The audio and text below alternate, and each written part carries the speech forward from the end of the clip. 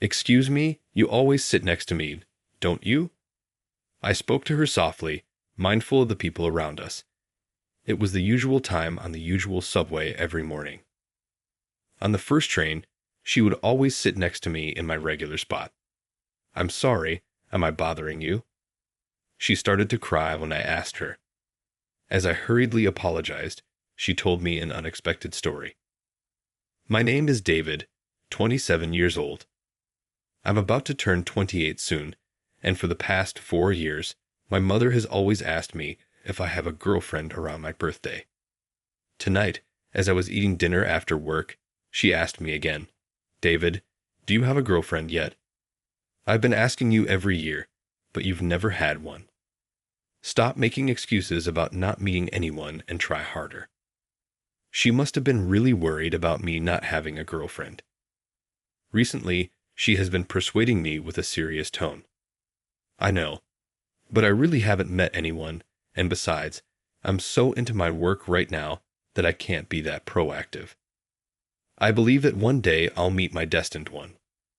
I should have just agreed with her, but I ended up honestly expressing my thoughts naturally. My mother didn't stay quiet. 'What are you talking about? You're not getting any younger. If you keep saying that, you'll be 40 or 50 before you know it. Get serious. I won't be around forever, you know.' Sorry. I apologized, scratching my head. I've loved reading since I was a kid and have read many kinds of novels, especially romance novels. It's kind of embarrassing for a guy to like romance novels, so when people ask about my hobbies, I just say reading broadly. I'll make a serious effort to find someone." My mother looked very satisfied with my declaration. "I'm glad. I've been nagging you for almost 4 years. I'll wait with moderate expectations so I don't get too tired out. I'll do my best." After working a bit, I went to bed early, and the next day, I took the subway to work. Since I get on at the first station, I can always get a seat, though it's not a designated spot. I always sit in my usual seat. "Darn, I'm sleepy," I mumbled to myself, feeling very tired. Work has been busy lately, and I've been taking work home. It's not just me. Everyone involved in the project is in the same situation. We all want to make something great, so no one is compromising. Though it's tough, I love and appreciate this environment where everyone shares the same passion for the work. As I was thinking about the tasks ahead at work, I heard a tapping sound. Looking up, I saw a woman walking with a white cane. I thought she would pass by, but she suddenly stopped. I couldn't help but keep my eyes on her, wondering what was happening. I watched as she gently sat down in the seat next to me. It was fine, but I wondered why she chose the seat next to mine when there were other empty seats. "This is my stop." When the announcement for my stop came, I cracked my neck. I prepared myself for the day ahead with renewed determination. As I stood up, I glanced at the woman with the white cane who was still seated. I felt it might be rude to stare, but she had a beautiful face and seemed about my age with a dignified presence. At first, she was just someone who happened to sit next to me, but she continued to sit next to me the next day and the day after that, and also the day after that. Initially, I didn't think much of it, but gradually I began to notice. The next day, when I got on the subway again, she appeared with her white cane tapping. She sat next to me again, but stumbled slightly, bumping into me. "I'm sorry," she said embarrassedly. "Oh no, it's fine. Are you okay?" When I spoke to her, she looked embarrassed. "I'm fine. I'm really sorry for stumbling." "Don't worry about it. I'm glad you're okay." After that, we didn't have any more conversation. But the next day, and the day after that, and also the day after that, she continued to sit next to me, even though there were other seats available. Why did she always choose the seat next to me? Puzzled, I decided to talk to my mother about it, as if it were just casual conversation. "Mom, there's this woman with a white cane who sits next to me on the subway every morning, even though there are plenty of empty seats." My mother looked puzzled. "That's strange.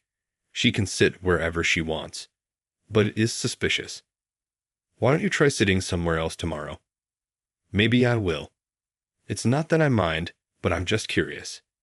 Yes, try sitting in a different seat and see what happens. I agreed with her suggestion and said, I'll do that. The next morning, I got on the subway as usual, but sat in a different seat. I pulled out my planner to check my schedule for the day when I heard the tapping sound again. I looked up from my planner and saw her walking towards me. She approached the seat I usually sat in and seemed about to sit down, but stopped abruptly. Then, tapping her cane again, she started walking through the subway car. She stopped right in front of where I was sitting in a different seat. Just as I suspected, she sat down next to me again. Seriously, I thought, but getting up now would seem rude, so I stayed put and continued reading my planner. When I got off at my station, I glanced at her, but she seemed unchanged. I got off the train and went about my day. What do you think is going on? You haven't done anything to her, right? After explaining the day's events to my mother when I got home, she still found it mysterious, but concluded that it must not be my fault. Of course not. I've never done anything, at least not that I can remember. Maybe she sees things differently, though. My mother agreed, seeming to understand. That's true. Even if you think you haven't done anything, it might be different from her perspective. I thought about it again, but I couldn't come up with any explanation. Maybe I'll try sitting in another seat again tomorrow. I guess I shouldn't worry about it. Sorry, I've got some work to finish up tonight, so I might be up late. Could you wake me up if I don't get up? Sure, no problem. After asking my mother, I washed the dishes, took a bath, and went to my room. I had an important meeting the next day.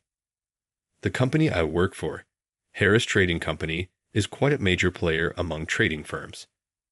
I'm part of a project team led by our manager, James. With final adjustments and meetings, the schedule was really tight, and today had been especially busy.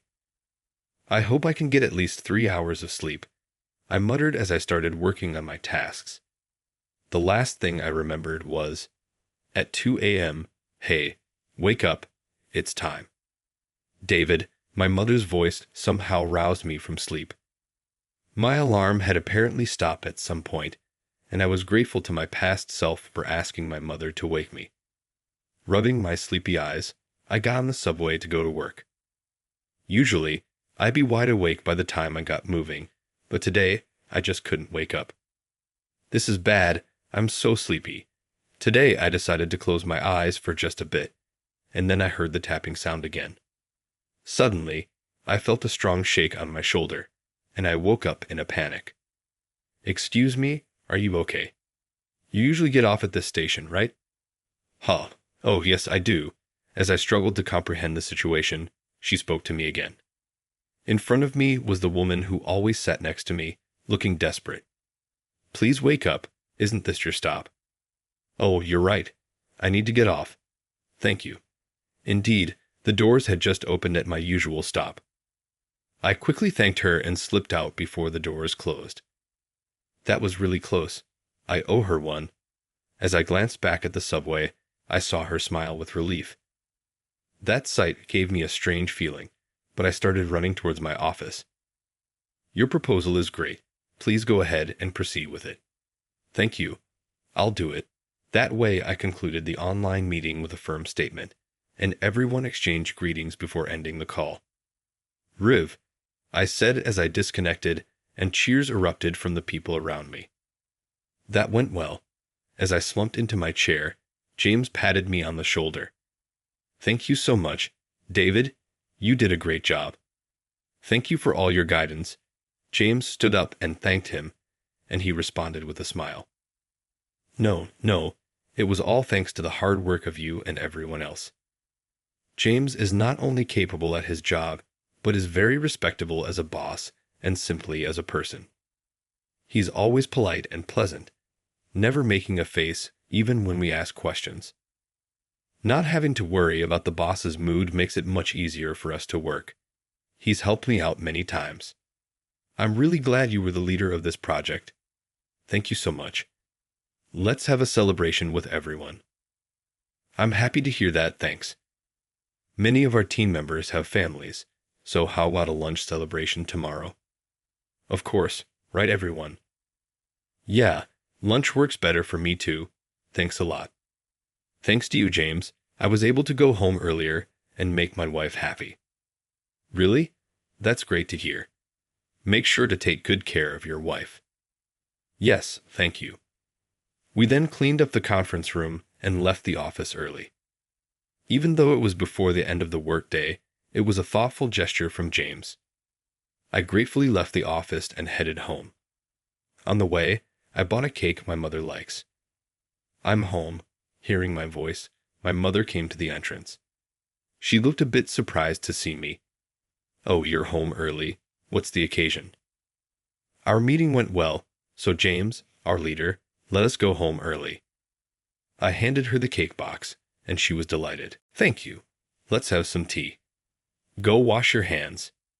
You know, it's a mystery how a considerate guy like you doesn't have a girlfriend. I pretended not to hear her last comment and went to wash my hands. While eating cake with my mother at the table, we talked about the woman on the subway. I'm really grateful. Who knows what would have happened if I had missed my stop. That was very kind of her. You should thank her properly if she sits next to you again tomorrow. I agreed firmly with my mother's words. I thought so too, and maybe I could also ask why she always sits next to me. The next day, as usual, I boarded the subway, and the tapping sound signaled her arrival. She sat next to me. After she sat down, I gathered my courage and spoke to her.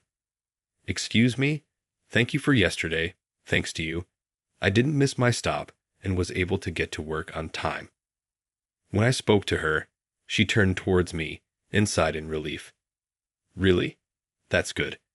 I wasn't sure what to do, but you always get off at that station, and you didn't seem like you were going to stand up.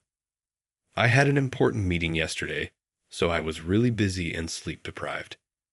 That must have been tough. Did the meeting go well? Yes, thanks to you. It went great. I'm really grateful.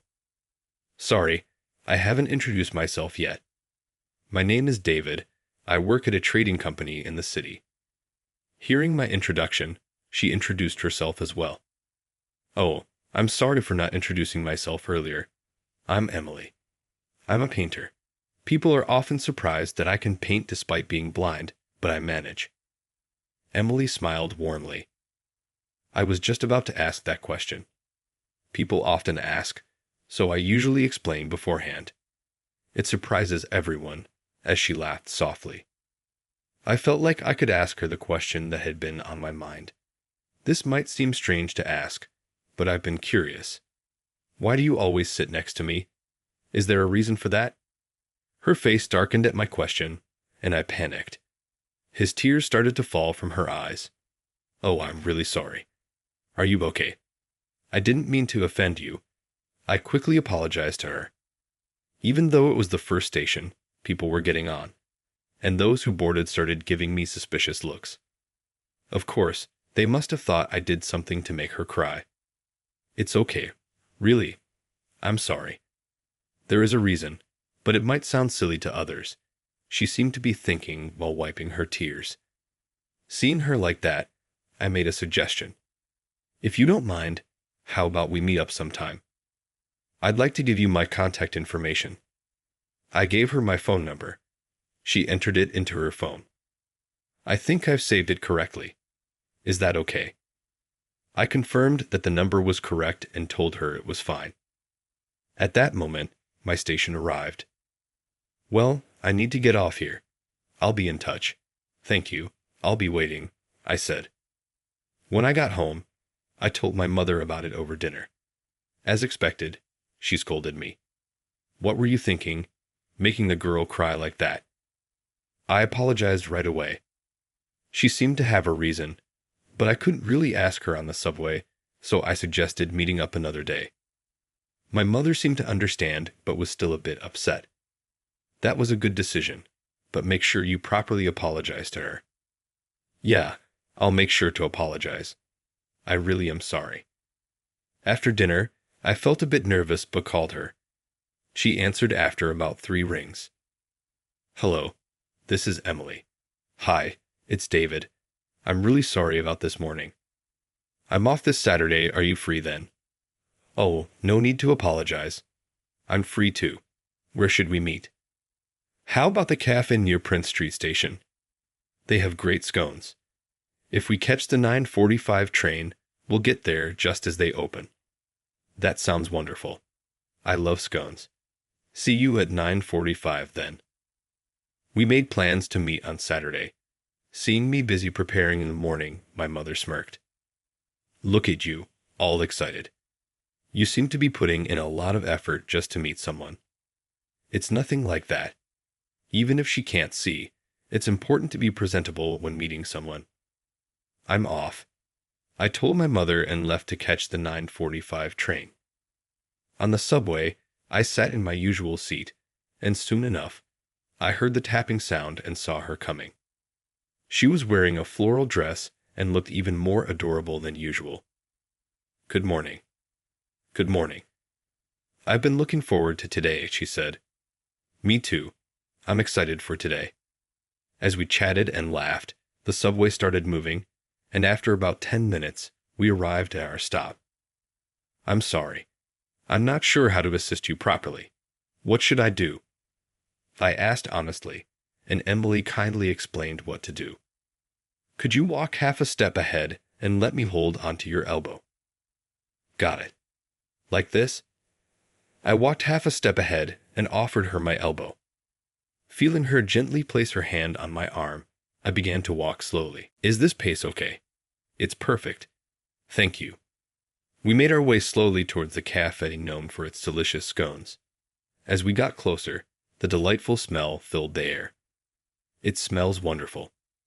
It already seems delicious from the aroma, she said. Seeing her excitement made me happy too. Yes, I've been curious about this place for a while and wanted to come. When we entered the cafe, the staff cleared any unnecessary chairs to make it easier for her to navigate and led us to our table. After settling down, I opened the menu. Let me read the menu for you. I read the menu and described the various scones and drinks to her. Everything sounded delicious. I'll have the iced daring tea in a scone set, please. I'll have the hot milk tea and a chocolate scone. We placed our orders and waited for our food. This is really nice. It's a strange but wonderful coincidence that brought us together, I said. Truly a coincidence. Actually, the reason I always sat next to you is because your cologne is the same as my ex-boyfriend's. Oh, I see. Your ex-boyfriend. I wasn't born blind. I lost my sight in an accident. We were coming back from a trip when it happened. Fortunately, he was only lightly injured, but I lost my sight. Emily's story was quite shocking. She told me she was also 27 and had the accident at 18, during her last year of high school. They had both been excited about going to the same university, and the accident happened during their graduation trip. He felt a lot of responsibility for what happened. I heard him apologizing to my parents many times. It was hard for me, but my family and he supported me as I slowly tried to move forward. But I gently continued where she hesitated. Did he leave? Emily showed a sad expression. Maybe he felt too much guilt. He wrote me a letter in Braille, saying he was sorry for not being able to make me happy and for running away. At first, I felt betrayed, but when I calmed down, I realized it was understandable. An 18-year-old boy can't bear such a heavy burden. We weren't married. We were just dating. He had dreams of becoming a lawyer. If I were in his position, I might have run away too. Emily took a sip of her daring tea and smiled, saying it was delicious. I decided I had to manage my life on my own. I had to work hard and become independent. That's incredible. You turned that determination into becoming a successful artist. I tried to imagine myself in her situation, but I couldn't. If it were me, I might have stayed down forever. The thought of suddenly losing my sight was terrifying. I'd like to say I'd become mentally strong, but sitting next to someone because they wore the same cologne as my ex isn't very strong, is it? It's embarrassing to admit I can't forget someone I loved. Emily laughed. But I felt strongly that it wasn't embarrassing, and I expressed it directly. It's not embarrassing at all. Those memories must be really important to you, right? When someone means that much to you, it's not easy to forget them. Drawing on my own limited experiences with love, I spoke earnestly. Though I haven't had many relationships, I do have someone I can't forget, so please don't feel bad about those feelings. The fact that you always sit next to me because of that cologne shows how precious those memories are. You must have you really loved him? If you don't mind, can you tell me more about him? Emily looked surprised at my request. You want to hear about him? Yes, since he was someone you loved so much, he must have been an amazing person. I'd love to hear what he was like, his personality, his appearance, and any memorable stories you have, I said, understanding my intention. Emily smiled. I see. Well, he was quite charming. Are you sure you want to hear this? Her face had a mischievous and excited expression. She looked more alive than ever. Of course, please tell me, I replied. All right then, his name was Michael. He was really handsome, like a prince straight out of a love romance comic. People often said he looked like one of the idols from popular boy groups. Emily mentioned a well-known idol who was indeed very handsome. Wow, he must have been really good-looking. You have a beautiful face yourself, so I'm sure you two made a great couple. I complimented her appearance naturally. I saw her face light up with happiness. Do you really think so? Thank you, that makes me happy. We were childhood friends, lived nearby, and went to the same school from elementary to high school. Our classmates often teased us. I have liked him since elementary school, so I was happy about that. We had a close relationship, more than friends but not quite lovers, for a long time, Emily recounted. What a real-life love romance comic. I was amazed by the story of a youth I couldn't have. That's incredible. It's like a love romance comic, I exclaimed. It's like a drama. Seriously, your boyfriend was the protagonist. I bet he brought flowers on your dates and special occasions too, I said excitedly. How did you know that? He really did those things. Emily's expression turned serious. At that moment, I understood why I didn't have a girlfriend. I realized I needed to be more thoughtful and smooth like that. I mentally noted this as an area for self-improvement. It's impressive that there's a guy who can do something that cool so smoothly. I'll give it a try next time, I declared. Emily laughed at my declaration, and we continued talking while enjoying our scones and tea. She shared many memories of Michael, their fights, trips, and more. Listening to her, I found myself genuinely enjoying the stories and laughing along with her. This has been really fun. I realized I stopped talking about him over time. My friends and family avoided mentioning him, thinking it would make me sad. They were trying to be considerate of your feelings, but it's hard not to talk about someone you have so many good memories with, Emily remarked. Yes, exactly. The accident and its aftermath had turned my memories of him into something sad, but I had so many happy memories too. I'm glad I remembered those, I replied. I'm really glad you did. You have such a beautiful expression right now. Really, Emily said warmly. Then it's thanks to you, David. Thank you so much, I responded. We talked for another hour before parting ways. Seeing her so happy made me feel really good. Since then, Emily and I kept in touch regularly via text and phone calls. About 3 months later, she invited me to her art exhibition. I'm holding an exhibition. Would you like to come? She asked. I had no idea. Of course. I'll be there. I'm glad. Thank you. I'll be waiting for you, I replied. When the day came, I headed to the venue. The gallery owner, who had always been supportive, provided the space for her. After checking in, I looked for her and saw her surrounded by a group of men and women. I waited until there was a break in the crowd and then approached her. "Thank you for inviting me, Emily," I said. "Thank you for coming, David," she replied, smiling. As she walked over, I handed her a bouquet of flowers. "Congratulations, these are for you," I said. "Thank you. They smell wonderful." "I'm so happy." "Oh, would you like to see my new work?" Emily asked. "Of course." "I've been looking forward to seeing your paintings," I said. Guided by Emily, I moved towards her new piece. The painting depicted a boy and a girl in school uniforms from behind, surrounded by the 4 seasons.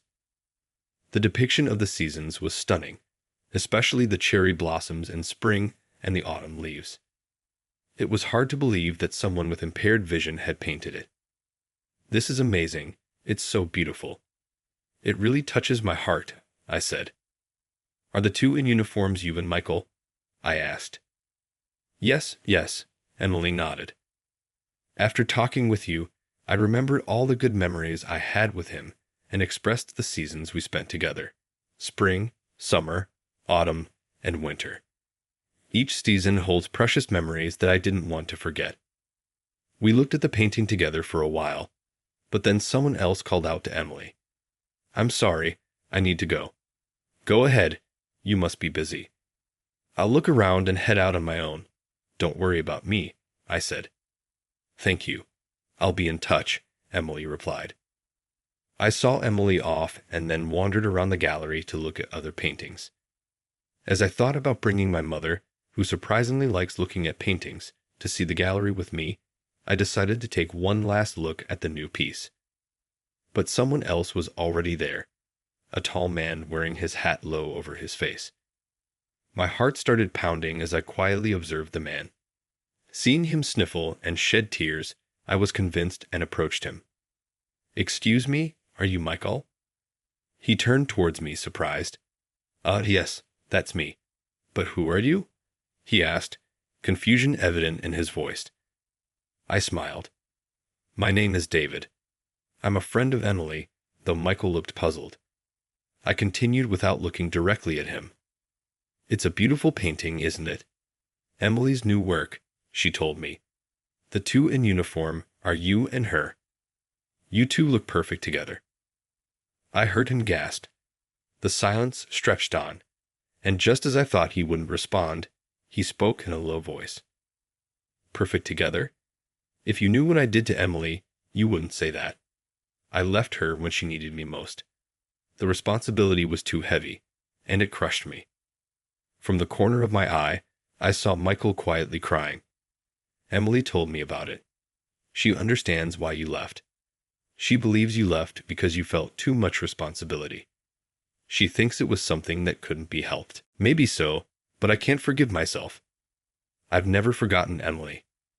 Even after we broke up, she was always on my mind, even though I'd become a lawyer and achieved my dream. Everything feels empty without her. The deep regret on Michael's face was evident, and I decided to confront him directly. "Do you still love Emily?" "Yes, of course. I still love her. I haven't forgotten about her for a single day. She's always been the only one for me, then and now." Michael, who firmly declared this while facing me, was a truly sincere and wonderful man. Even from another guy's perspective, I'm sure they'll be okay. It just took a detour. Thinking this, I felt a pang in my chest, but chose to ignore it. At 27, I've gotten good at handling things like this. "Well, it'll be fine. Why don't you muster up the courage to talk to Emily?" As I was about to say that, the sound of a white cane tapping filled the air. I turned around slowly, and there was Emily. "Emily? Perfect timing. There's someone I'd like you to meet." Ignoring the nervous Michael, I spoke to Emily. "Someone you want me to meet." I gestured to Michael to speak up. Gathering his resolve, Michael cleared his throat and spoke. Em, how have you been? Do you recognize me?" "It's Michael." His voice trembled as he spoke, and Emily's body shook. "Michael, is it really you?" With a trembling arm, She moved her cane rapidly and walked quickly towards him. As Michael took Emily's arm and hugged her, her sobs grew louder. The scene resembled the climax of a romance novel, and my heart swelled with emotion. Not wanting to intrude on the reunion after nearly 10 years, I quietly faded out of the scene. They must have a lot to catch up on. When I got home, my mother greeted me with the same smile she had that morning. "So, how was your date? Did you have fun?" "It was great. I really believe in soulmates now." At first, my mother looked puzzled, but when I told her about Emily and Michael, she started crying. She's quite sentimental. "That's a lovely story. I hope Emily and Michael find happiness." After crying so much that she needed a towel, she showed a slightly dissatisfied face. "But you know, I have a feeling you'll still be single at 28. I could only give a wry smile at that, but I wanted her to understand this. "Don't worry. I believe my soulmate is out there too. I'll patiently wait to meet her." When I said this confidently, my mother laughed, admitting she was impressed. "Maybe you're right. I've never really believed in soulmates, but after hearing about those two, I'm starting to think they might exist." That night, I received a thank you call from Emily for reuniting them. Michael also thanked me over the phone. I didn't do much, just called out, because I thought it was time they were destined to meet again. I'm sure of it. 3 months later, I received a heartfelt thank you note and an invitation to their wedding.